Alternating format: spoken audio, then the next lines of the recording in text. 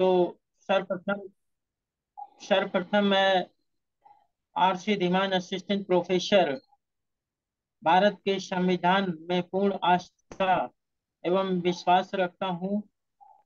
मैं धर्म, मूल, वंश, जाति, जन्म स्थान इत्यादि के आधार पर होने वाले भेदभाव का समर्थन नहीं करता हूँ। मैं समता, स्वतंत्रता, बंधुता, न्याय, गरिमा इत्यादि मानवाधिकार एवं संवैधानिक अधिकारों का प्रबल समर्थन करता हूँ। मेरा उद्देश्य भारत के नागरिकों को संवैधानिक ज्ञान प्रदान करना है। किसी भी राजनीतिक दल की विचारधारा का समर्थन या विरोध करना मेरा उद्देश्य नहीं है, बल्कि भारत के नागरिकों को कानून की जानकारी निःशुल्क प्रदान करना मेरा उद्देश्य है। अभी पिछले सप्ताह जो है हम लोग ने डिस्कशन किया था। अभी आज समय अभाव है तो इसलिए जो है एक नया टॉपिक नहीं ले रहे हैं, पुराने टॉपिक पे ही चर्चा कर लेते हैं। अभी पिछले सप्ताह जो है हम लोगों ने सम्राट अशोक के संबंध में और आर्टिकल 46 47 के संबंध में जानकारी प्रदान की थी। तो आज हम लोग उसी बिंदु पे विस्तार से चर्चा कर सकते हैं।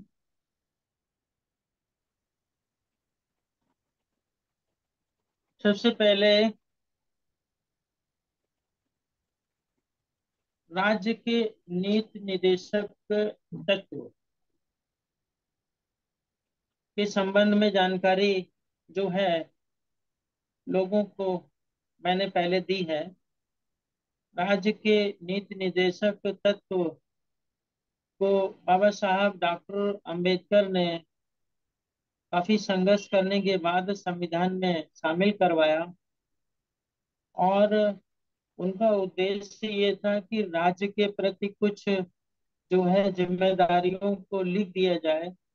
उद्देश्य राज्य का क्या होना चाहिए, शासन करने के लिए किन किन बिंदुओं पर जो है काम करना चाहिए, कम से कम जो भी शासक हो उन्हें इन बिंदुओं पे काम करना ही चाहिए। तो क्या क्या डायरेक्शन उसको दिए गए हैं, जो भी लोकप्रिय सरकार बनती है उन सभी डायरेक्शन को संविधान के भाग 4 राज्य के नीति निर्देशक सिद्धांतों के अंतर्गत रखा गया है। इसमें एक बहुत ही महत्वपूर्ण पॉइंट है, वो है आर्टिकल 47। आर्टिकल 47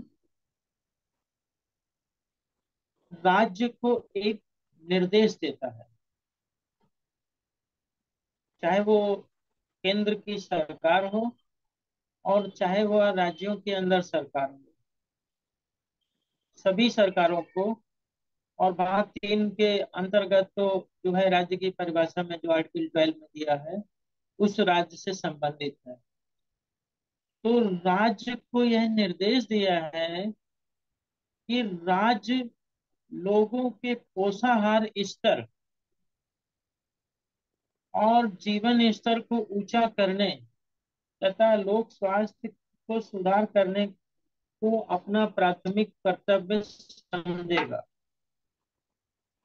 तो पहला कर्तव्य ये बताया गया है राज्य का कि राज्य का प्रथम कर्तव्य होता है कि वह लोगों के पोषाहार स्तर को बढ़ाए। उनका जो भोजन है वह पौष्टिक हो और उसमें बैलेंस डाइट हो, उसके अंदर सभी प्रकार के जो आवश्यक तत्व हैं वो होने चाहिए। यह व्यवस्था राज्य को करना है, लोगों के पोषाहार के स्तर को ऊंचा करना है, जिस स्तर में है उससे ऊंचा करना है। और उसके जीवन के स्तर को भी ऊंचा करना है। लाइफ को का जो लेवल है उसको भी ऊंचा करना है, यानी कि जो मृत्यु दर है उसमें कमी आए और लोगों के जीवन की जो औसत उम्र है वह बढ़े। लोगों को शिक्षा प्राप्त हो, लोगों को जीवन जीने के लिए एक ऐसा अवसर प्राप्त हो जिसमें उसकी डिग्निटी भी मेंटेन हो, गरिमा भी मेंटेन हो। ये सारे अर्थ उसमें निकाले जा सकते हैं। और लोगों के स्वास्थ्य को भी सुधारना प्रथम कर्तव्य है। तो ये तीन बिंदु राज्य के प्रति कर्तव्य बताए गए हैं जो उसे करने हैं, और जो नहीं होना चाहिए उसको भी बताया गया है कि राज्य को मादक पेय पदार्थों, जो पेय पदार्थ है जैसे शराब है, अल्कोहल, लोग शराब पीते हैं, शराब से उनके जीवन स्तर में गिरावट आती है, उनके जो जीवन जीने का औसत है उसमें कमी आती है, मृत्यु दर में वृद्धि होती है। इसलिए राज्य के प्रति निर्देश दिया गया है कि राज्य मादक पदार्थों यानी पेयों को प्रतिषेध करेगा, रोकेगा। और दूसरा कि हानिकारक जो औषधियां हैं, कोकीन है, मॉर्फिन है, और भी बहुत सारी ड्रग्स है, उनके उनके प्रयोग को भी वह, उपयोग को तो ठीक है, जहां पर उपयोगी है वहां पे तो यूज कर सकते हैं डॉक्टर के प्रिस्क्रिप्शन पे, परंतु उनके दुरुपयोग को भी प्रतिषेध करेगा। ये डायरेक्शन दिया गया है भारत के संविधान के अंदर, आर्टिकल 47 में। अब सवाल ये उत्पन्न होता है कि राज्य को जब यह डायरेक्शन दिया गया है कि राज्य लोगों के लिए पोषाहार स्तर को बढ़ाएगा, तो राज्य इसके लिए क्या कर रहा है और जीवन के स्तर को बढ़ाने के लिए क्या कर रहा है, लोगों के स्वास्थ्य के लिए क्या कर रहा है, ये जनता देखेगी।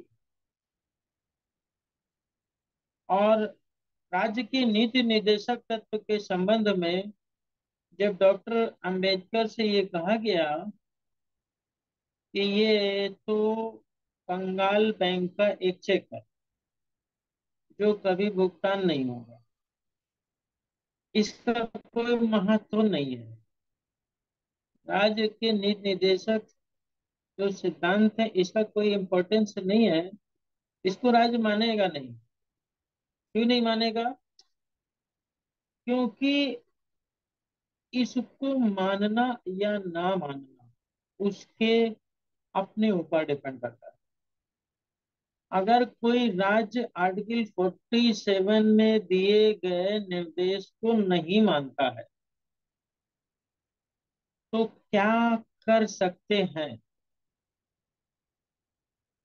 क्या हम इसको मनवाने के लिए सुप्रीम कोर्ट में, हाई कोर्ट में रिट फाइल करके राज्य को इन उद्देश्यों को, डायरेक्शंस को फुलफिल करने के लिए बाध्य कर सकते हैं? तो नहीं कर सकते। राज्य के नीति निर्देशक सिद्धांतों के संबंध में ये कहा गया है कि इनको न्यायालय द्वारा परिवर्तनीय नहीं कराया जा सकता। मार्क 4 में जो डायरेक्शन दिया है उनको न्यायालय द्वारा परिवर्तनीय नहीं कराया जा सकता है।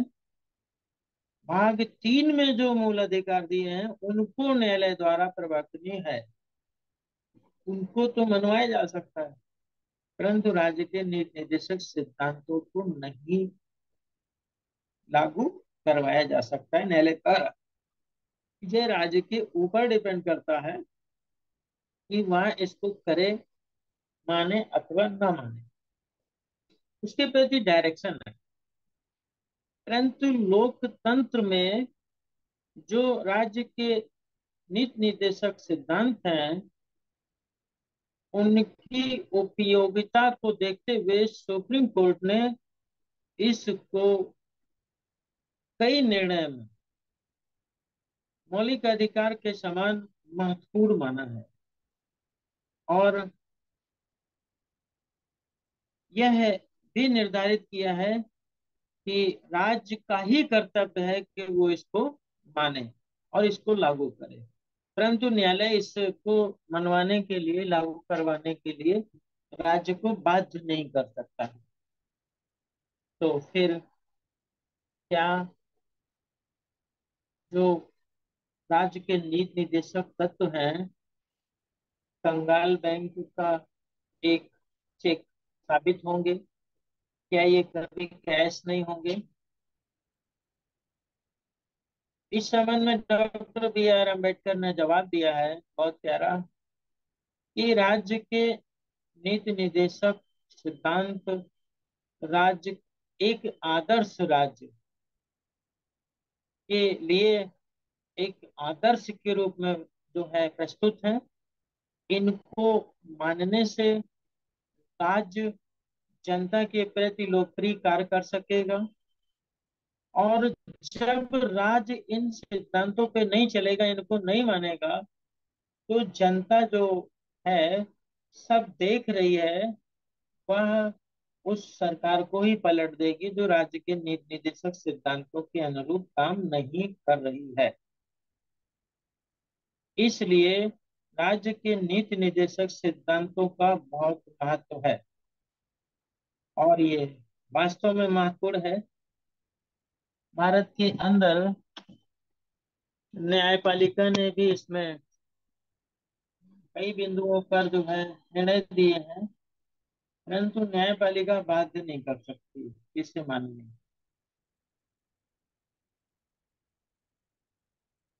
तो राज्य का क्या कर्तव्य है? राज्य का यह कर्तव्य है कि वह लोगों के पोषाहार स्तर को ऊंचा करे।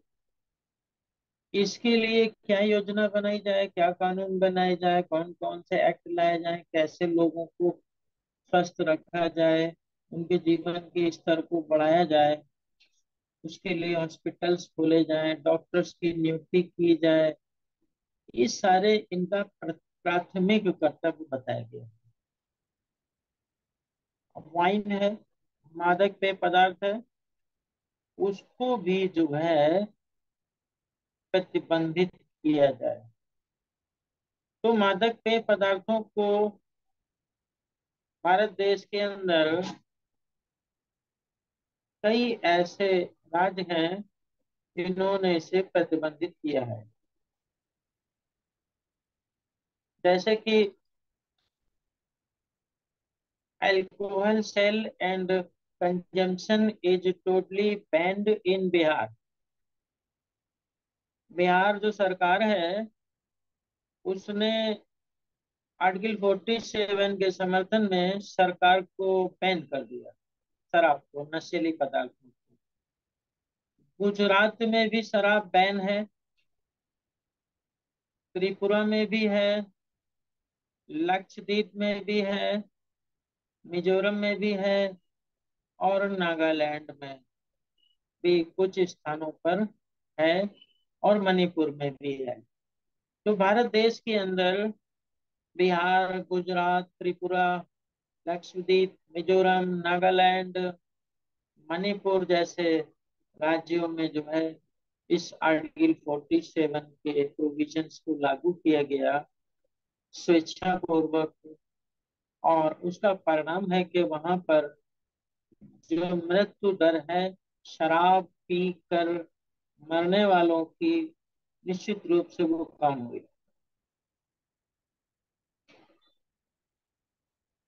एक्चुअली में around 140.6 thousand people died due to liver cirrhosis caused by alcohol consumption across India in 2016 में जो है 140.6 लोगों को लीवर की बीमारी होने के कारण मृत्यु हुई। तो ये जो राज्य है जहां पर शराब को बैन कर दिया गया, वहां पर निश्चित रूप से लीवर सिरोसिस नामक बीमारियों से लोगों की जान बची। अल्कोहल पीने के कारण जो है वहां पर जान सुरक्षित रही। दूसरा जो है, road traffic injuries and cancer were also prevalent among consumption of the beverage during the major time period. और बड़े पैमाने पर दारू पी करके जो सड़क पे एक्सीडेंट होते हैं, जिसमें आम आदमी, शरीफ आदमी वाहन का शिकार हो जाता है, मृत्यु हो जाती है, that is a cause of alcohol drinking case, उसमें भी कमी आई।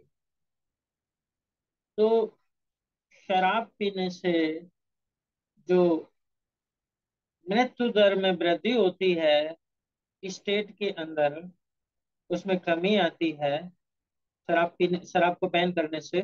और जिन राज्यों में यह खुलेआम बिकती है, सवाल कुछ लोग ये तर्क देते हैं।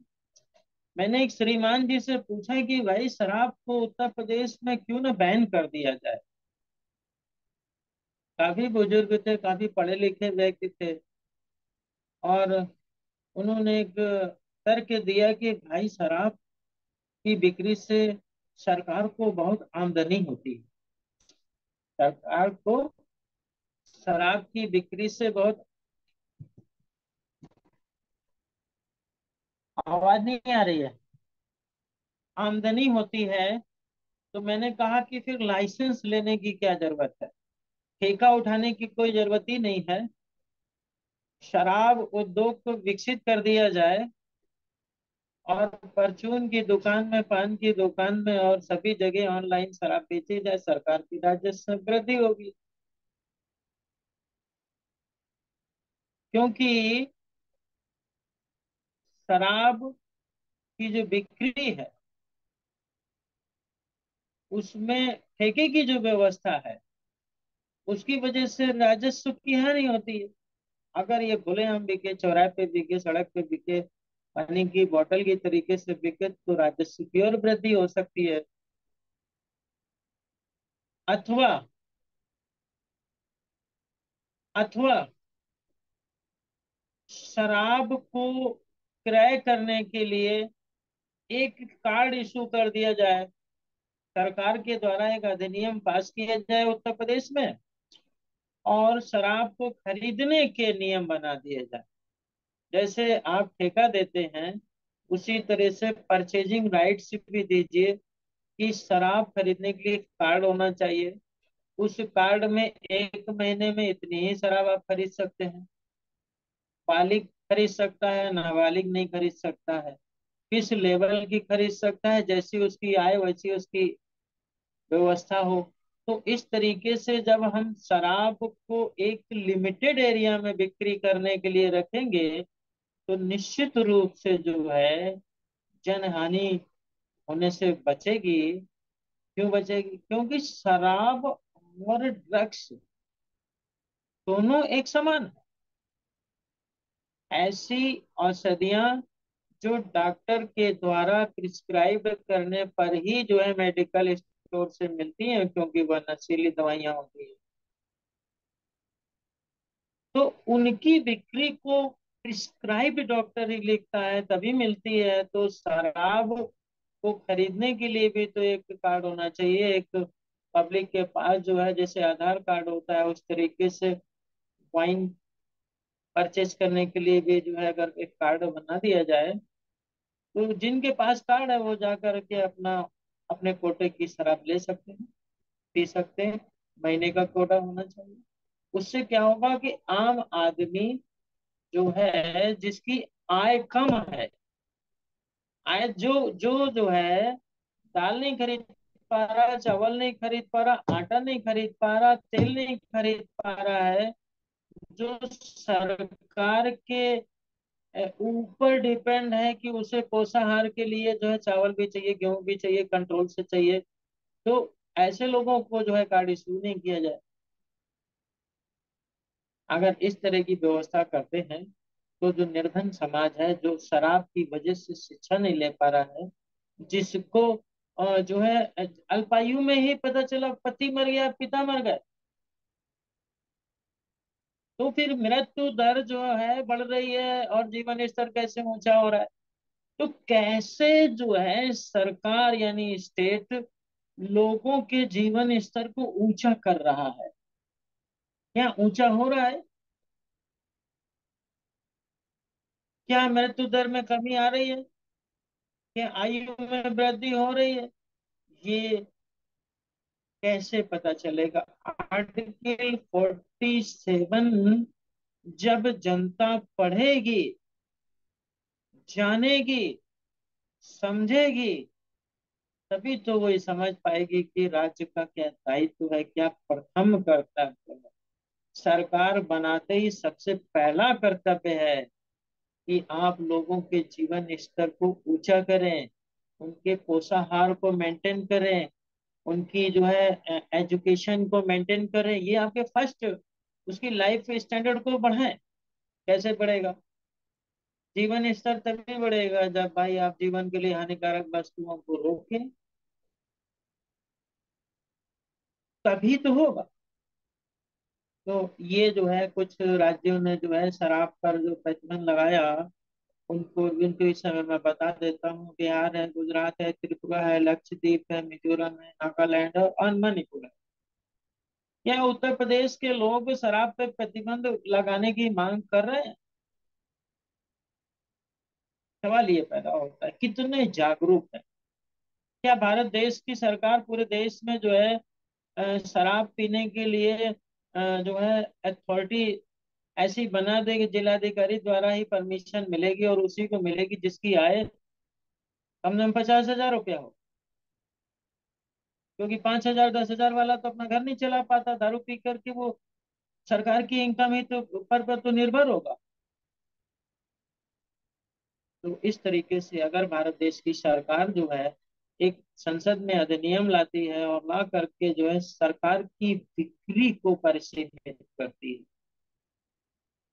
तो निश्चित रूप से भारत देश में आर्टिकल 47 का उद्देश्य पूरा होगा और लोगों का पोषाहार बढ़ेगा, जीवन का स्तर बढ़ेगा, मृत्यु दर कम होगी और ये जो बीमारियों पर इतना पैसा खर्च होता है वो भी नहीं खर्च होगा, अल्पायु में लोगों की मृत्यु नहीं होगी। तो ये है आर्टिकल 47 का जो उद्देश्य और है। इस संबंध में कुछ विद्वान अधिवक्ताओं और जनता के द्वारा सुप्रीम कोर्ट में केस भी दाखिल किया गया।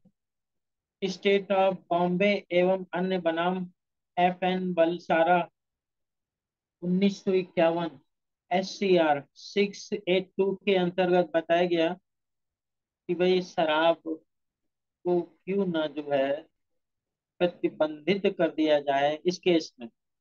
आर्टिकल 47 का जो उद्देश्य है कि लोगों के जो है जीवन के स्तर को ऊंचा करना, जहाँ राज्य के ऊपर कर्तव्य है कि आप जीवन का स्तर ऊंचा करिए, लोगों का स्वास्थ्य सुधारिए, तो वही जो है मादक पदार्थ जो है लोगों के जीवन के स्तर को नीचा कर रहे हैं और स्वास्थ्य भी खराब हो रहा है। तो क्यों ना इसको प्रतिबंधित कर दिया जाए? तो उसमें उच्चतम न्यायालय ने क्या निर्णय दिया? उच्चतम न्यायालय ने अनुच्छेद 47 का उल्लेख करते हुए कहा कि मादक पेयों तथा स्वास्थ्य के लिए हानिकर औषधियों के उपभोग का प्रतिषेध करने का विचार सार्वजनिक स्वास्थ्य से जुड़ा। जो सार्वजनिक स्वास्थ्य है, लोगों का स्वास्थ्य है, कि पता चला ठेके के अंदर जो शराब है उसको नाबालिग भी खरीद सकता है। खरीद रहा है क्या? कोई CCTV से रिकॉर्डिंग हो रही है क्या? उसकी उसकी बिक्री को पर सीमित किया गया है? कोई भी खरीद सकता है। एक बीमार आदमी है जिसको लीवर की बीमारी, वो भी खरीद ला, पी रहा और बीमार हो। एक व्यक्ति जिसे कैंसर है वो भी खरीद रहा, वो भी पी रहा, वो भी बीमार हो रहा। तो ये कैसे स्वास्थ्य सुधार हो रहा है? ये कैसे लोगों के जीवन स्तर को सुधारा जा रहा है? तो यहाँ पर सुप्रीम कोर्ट कहता है कि भाई ये तो सार्वजनिक स्वास्थ्य से जुड़ा हुआ मामला है। इसके बाद जो है आर धनाशेखरण बनाम तमिलनाडु सरकार एवं अन्य मामले में तमिलनाडु राज्य में शराब के निर्माण, बिक्री और उपभोग पर पूर्ण प्रतिबंध लगाने की मांग करने वाली रिट याचिका पर विचार करने से इनकार कर दिया था। क्यों कर दिया था? क्योंकि न्यायालय को आर्टिकल 47 को पर जो है सरकार को डायरेक्शन देने का अधिकार नहीं, क्योंकि वह सरकार का काम, स्टेट का काम है। न्यायालय को उसमें रोल नहीं दिया गया। अगर एक आर्टिकल बना दिया जाए कि राज्य के नीति निर्देशक तत्वों को यदि राज्य जो है लागू नहीं करता है, तो उनको सुनने का अधिकार न्यायालय को होगा। इतना लिख दिया जाए, एक आर्टिकल जो 36 है या किसी भी आर्टिकल के अंदर सिर्फ इतना संविधान संशोधन कर दिया जाए कि राज्य के नीति निर्देशक तत्वों को न्यायालय द्वारा परिवर्तनीय कराया जा सकता है। तब क्या होगा? पूरे राज्य के नीति निर्देशक तत्वों को सरकार को मानना पड़ेगा। अब उसमें कुछ आपवादिक दशाएं दे दी जाए कि भाई कुछ टर्म्स एंड कंडीशंस है बट उसे मानना पड़ेगा। तो ये सारे के सारे जो है, जो आर्टिकल्स हैं, राज्य के निर्देशक तत्वों को राज्य को मानना पड़ेगा, और राज्य अगर नहीं मानेगा तो फिर जो है जनता इसको लागू करवाने के लिए न्यायालय में चली जाएगी, और न्यायालय इसमें निर्णय दे सकेगा क्योंकि उसको राइट है। परंतु यहाँ पे तमिलनाडु वाले केस में वो कुछ कर ही नहीं सकता, क्योंकि न्यायालय राज्य के निर्देशक तत्वों के ऊपर जो है राज्य को ये डायरेक्शन दे नहीं सकता कि आप जो है शराब को प्रतिबंधित कर दीजिए, क्योंकि ये तो राज्य का नीतिगत मामला है, नीति निर्धारण का मामला है। वो चाहे तो बैन करे और चाहे तो नहीं करे। और जनता हमारी देश की आर्टिकल 47 जानती नहीं है, उससे शराब से होने वाली हानि के संबंध में जानती नहीं है। तो इसलिए जो है सरकारें भी जैसे चल रहा है वैसे चल रहा है, चलता रहता है। इसीलिए जो है राष्ट्रीय बौद्ध महासभा के द्वारा जो संविधान पर चर्चा कराई जाती है वो काफी महत्वपूर्ण है। और जितने लोगों को जानकारी मिलती है कम से कम उतने लोग तो जागरूक होते होते हैं, इसलिए इस मामले में भी जो है प्रतिबंध लगाने से मना कर दिया। बट ये जो है, ये तो कहते ही है न्यायालय के भाई ये जनस्वास्थ्य का मामला है, इससे हानि होती है। वो नैतिक बात तो कर सकते हैं लेकिन ऑर्डर नहीं कर सकते। इसी प्रकार से रजन द्विवेदी बनाम भारत संघ AIR 1983 SC 624 के मामले में भी उच्चतम न्यायालय ने यह साफ किया था कि अदालत द्वारा राज्य की नीति के निर्देशक तत्वों के संबंध में एक आदेश या परमादेश रिट जारी नहीं की जा सकती। क्यों? क्योंकि ये तो फंडामेंटल राइट्स के मामले में जारी की जाती है, कोर्ट नहीं कर सकता। कोर्ट सिर्फ नैतिक बात कर सकता है कि शराब बिक्री से हानि होती है, स्वास्थ्य खराब होता है, ये बता सकता है, लेकिन डायरेक्शन नहीं दे सकता बैन कर दीजिए। इस तरीके से ये आर्टिकल 47 पे आज हमने चर्चा करी। और जो आर्टिकल हमारा पुराना है, जो नया आज का आर्टिकल था, चूंकि जो है समय भी अभाव था और नेट काम नहीं कर रहा था इसका, इसलिए नए टॉपिक को कम समय में जो है कवर करना उचित नहीं था। उसके साथ इनजस्टिस होता, तो नए टॉपिक को हम लोग आगे मंडे को लेंगे। आज हम एक जो है देश के नागरिकों के सामने एक इशू तो हम रख ही रहे हैं, मुद्दा तो एक दे ही रहे हैं कि आर्टिकल 47 के समर्थन में देश की जनता से जो है आवाज आनी चाहिए कि बैन दो आइन, शराब को प्रतिबंधित करो। शराब को खुली बिक्री नहीं कर सकते, क्योंकि जैसे जो है ये ड्रग्स है, डॉक्टर के प्रिस्क्रिप्शन पे मिलती है, मेडिकल स्टोर से ऐसे आ जाए तो मैं भैया दे दो तो नहीं मिलेगी कुछ दवाइयाँ, प्रतिबंधित दवाइयाँ। उसी तरीके से आम आदमी को शराब जैसी चीज जिसको पी करके आदमी अपने होशो हवास में नहीं रहता है, वाहन चलाता है, दूसरे के लिए जो है जान का संकट बनता है, किसी भी दशा में किसी भी सरकार को ये अधिकार नहीं है कि वह जो है आम जनता को शराब परोसे और फिर आम जनता उस शराब को पी करके रोड पे वाहन चलाए, और वाहन चलाने पर जो है लोगों की एक्सीडेंट हो और लोगों की दुर्घटनाएं हो, मृत्यु। तो ये किसी भी दशा में किसी भी सरकार को राइट नहीं है लोकतंत्र के अंतर्गत। निश्चित रूप से सरकार की शराब की बिक्री को प्रतिबंधित करने, आप प्रतिषेध नहीं कर सकते, उसको परिसीमित कीजिए। आप उन्हीं लोग को अवसर दीजिए जो वास्तव में पीने योग्य है। आम जनता के लिए अलाउ नहीं होना चाहिए। इसी के साथ मैं अपनी बात यहीं पे समाप्त करता हूँ। जय भीम, नमो बुद्धाय।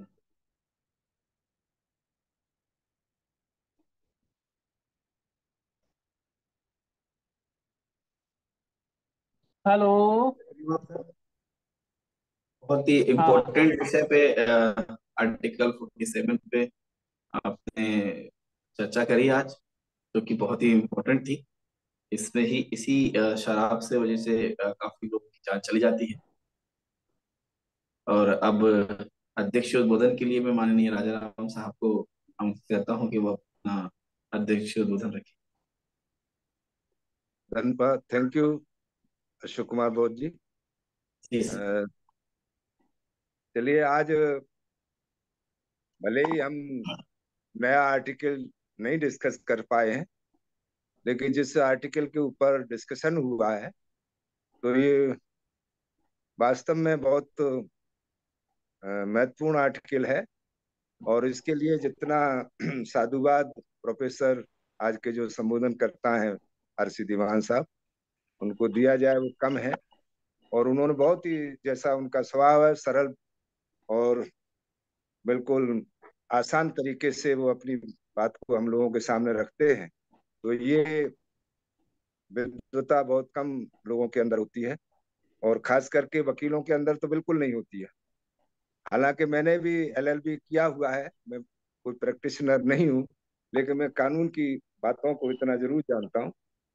तो चूंकि ये संविधान के ऊपर चर्चा हम लोग करते हैं वीकली, एवरी मंडे, तो संविधान के बारे में जानने के लिए चाहे कोई भी आर्टिकल हो, सच बात तो यह है कि हमारी संविधान के प्रति आस्था और उसके प्रति जानकारी, उसको समझने की हम लोगों के अंदर लालसा जरूर होनी चाहिए। तो मैं, समय भी हो रहा है, 2-3 मिनट आपसे चाहूंगा संचालक जी से जी कि सर। हम लोग जान कि ये जो अ, अ, ये जो संविधान है, तो संविधान का जैसे हम लोग जो है समर्थक हैं, तो आज दुख के साथ कहना पड़ता है कि संविधान के बहुत सारे लोग विरोधी भी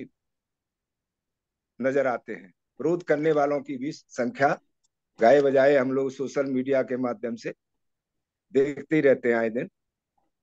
तो इसलिए संविधान को समझना और उसके प्रति आस्था रखना बहुसंख्यक समाज की बहुत ही प्राथमिक जिम्मेदारी है। जैसा कि हम लोग संविधान के प्रियम्बल को पढ़ते हैं, तो प्रियम्बल से ही पूरा संविधान करीब करीब समझ में आ जाता है कि इसके अंदर क्या है। वैसे तो बताया गया है कि संविधान के अंदर 22 भाग हैं, 395 आर्टिकल हैं, 12 उसमें शेड्यूल हैं, 5 उसके एनेक्सर्स हैं जिसे परिशिष्ट बोलते हैं। और जब ये संविधान बन रहा था तब उसके 11 सेशंस हुए थे। 2478 उसमें संशोधन पर चर्चा हुई, आए, और 2 वर्ष 11 महीने 18 दिन का टाइम लगा। तो ये कोई मामूली बात नहीं।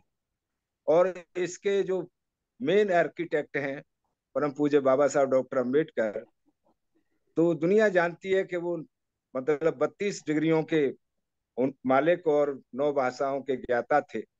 लेकिन दुख के साथ कहना पड़ता है कि आज बहुसंख्यक समाज अपने इस बहुमूल्य ग्रंथ के बारे में अनभिज्ञ है। इसलिए 5वीं 8वीं फेल लोग भी, या मैं तो कहूंगा अनपढ़ लोग भी, संविधान के बारे में अपमानजनक और उसके विरोध में बातें करते रहते हैं। संविधान के प्रियम्बल में खास करके 4 बातें हैं। सबसे पहली बात तो यही है कि संविधान का स्रोत क्या है। संविधान में जो अधिकार दिए गए हैं उसका स्रोत, संविधान निर्माताओं ने कोई किसी शक्तिशाली गॉड को, लॉर्ड को, उसको नहीं माना है। उन्होंने संविधान का स्रोत, संविधान के अधिकार की जो शक्ति है उसका स्रोत पीपुल्स को माना है, हम भारत के लोग। संविधान के प्रियम्बल में लिखा हुआ है हम भारत के लोग। शक्ति कहाँ से? हम भारत के लोगों से। और दूसरा, उसकी जो प्रकृति है, मतलब जो उसकी नेचर है, कैसा ये संविधान का जो व्यवस्था है वो कैसी होगी, तो वो उसमें वो कहते हैं कि भाई संपूर्ण प्रभुत्व संपन्न, पंथ निरपेक्ष यानी धर्म निरपेक्ष, सेकुलर, सोशलिस्ट, समाजवादी, अखंड,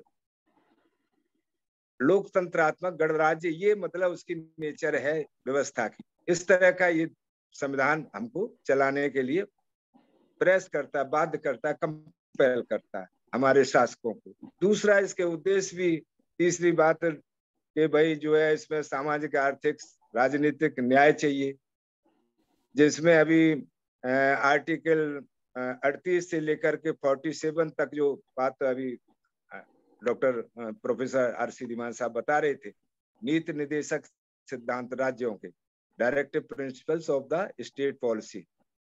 और तीसरा, इसमें जो स्वतंत्रता है वो भी बताई गई कि विचार की स्वतंत्रता, उद्देश्यों में विचार की, अभिव्यक्ति की, विश्वास की, धर्म की, उपासना की, ये स्वतंत्रता की इसमें प्रोविजन किया गया है, जिसमें आर्टिकल 25 से लेकर 28 तक। और प्रतिष्ठा और अवसर की समानता, जो आर्टिकल 14 से लेकर 18 तक, मतलब इसी पर है कि प्रतिष्ठा और अवसर की समानता।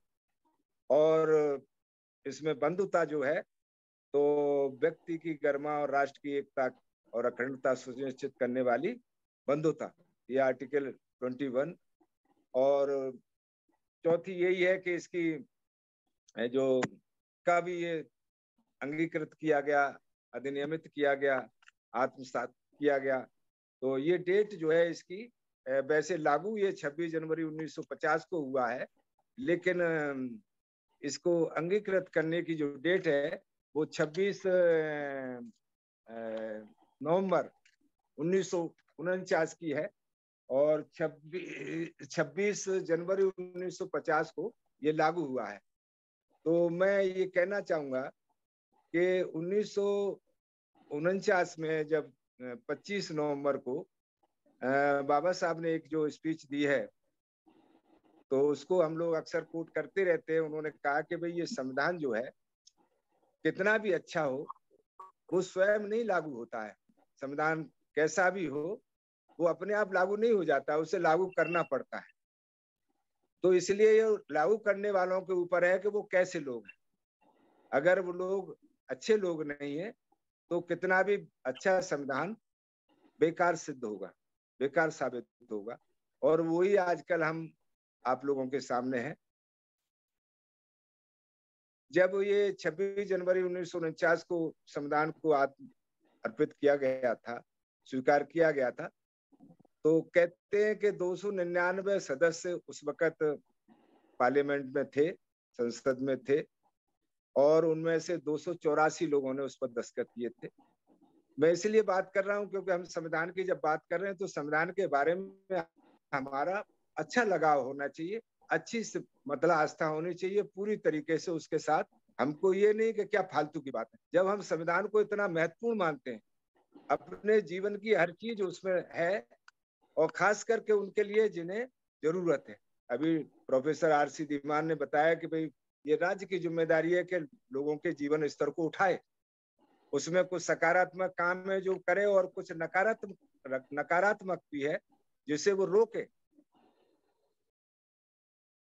जैसे मादक पदार्थों की बात है, उसे ड्रग भी कहा जाता है, वाइन नहीं ड्रग भी कहा जाता है। जब आपने देखा होगा अडानी के एयरपोर्ट पर 200-300 क्विंटल जो है मतलब ड्रग पकड़ा गया था, वो क्या था? वो मादक पदार्थ ही था। तो मादक पदार्थ जब ड्रग को डॉक्टर प्रेस्क्राइब करता है तो मादक पदार्थ को भी डॉक्टर से ही लिख करके शॉपकीपर को बेचना चाहिए, जो वाइन शॉप वाले हैं। लेकिन चूंकि जब संविधान को लागू करने वाले आपको मालूम है अच्छे लोग हैं, तो वो क्या काम करेंगे हमारे आपके हिसाब से, जो वो कर रहे हैं वो ही करेंगे। सरकार, संविधान को चलाने वाले लोग जो है सही मायने में जब से देश एक तरीके से स्वतंत्र हुआ है तो सही लोगों के हाथ में नहीं है, ये गलत लोगों के हाथ में देश है। इसलिए संविधान भी अपनी मंशा के हिसाब से परिणाम नहीं दे पा रहा है।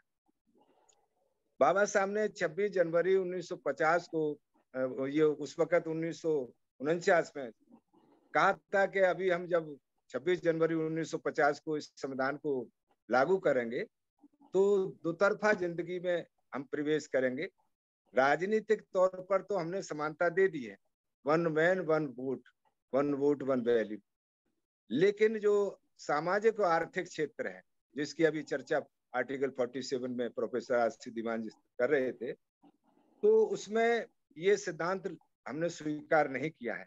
तो बाबा साहब ने चौकन्ना किया था, सावधान किया था कि अगर इस गैर बराबरी को जल्दी समाप्त नहीं किया गया तो इससे जो पीड़ित लोग होंगे, इस सामाजिक आर्थिक असमानता से पीड़ित लोग होंगे, तो उनके लिए राजनीतिक समानता व्यर्थ होगी, बेमानी होगी, और वो इस संविधान को, इस व्यवस्था को नकारना शुरू कर देंगे।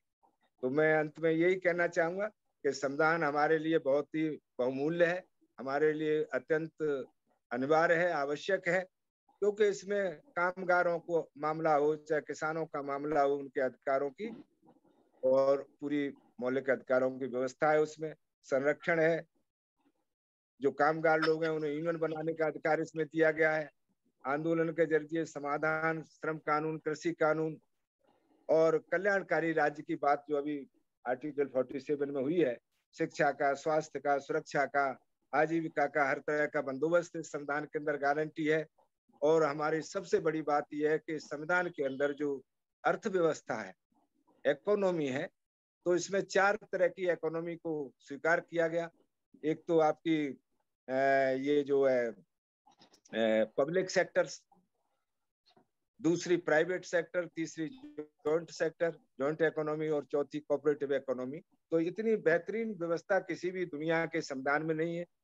किसी भी लोकतांत्रिक देश में जितना महत्वपूर्ण हमारा इंडियन कॉन्स्टिट्यूशन है, लेकिन दुख के साथ कहना पड़ता है क्योंकि हम लोगों के इसके बारे में न दिलचस्पी है, न जानकारी है, न कोई श्रद्धा है, न आस्था है, इस वजह से ये सब चीजें नहीं हो पा रही हैं। मैं समझता हूँ कि आप हम सब लोग चूंकि इसके लिए लगे हुए हैं, तो साथ साथ अगर संविधान को बचाना है, संविधान को रक्षा करनी है, तो इसको हमें जानना होगा और साथ साथ अपने सीधे साधे भोले वाले समाज को जनाना होगा। यही सबसे बड़ी संविधान की सुरक्षा होगी, संविधान को बचाने की, लोकतंत्र को बचाने की पहल होगी। यही बात रखते हुए मैं अपनी बात को रोकना चाहूंगा। नमो बुद्धाय, जय भीम, जय संविधान। Thank you. Over to. बहुत बहुत धन्यवाद सर, बहुत ही अच्छा आपने उद्बोधन रखा है और उसकी बारीकियां आपने बता दी हैं। कितने लोगों ने हस्ताक्षर किए हैं, कितने लोग उपस्थित थे, अर्थव्यवस्था के बारे में काफी चीजें आपने बताई हैं जो कि महत्वपूर्ण है। आपका भी बहुत बहुत आभार। अब समय हो चुका है। हम सभी लोगों से निवेदन करते हैं कि सभी लोग हाथ जोड़ लें। हम लोग सबकी सत्ता करके समापन करेंगे। सबके माइक खोल दिए जाए।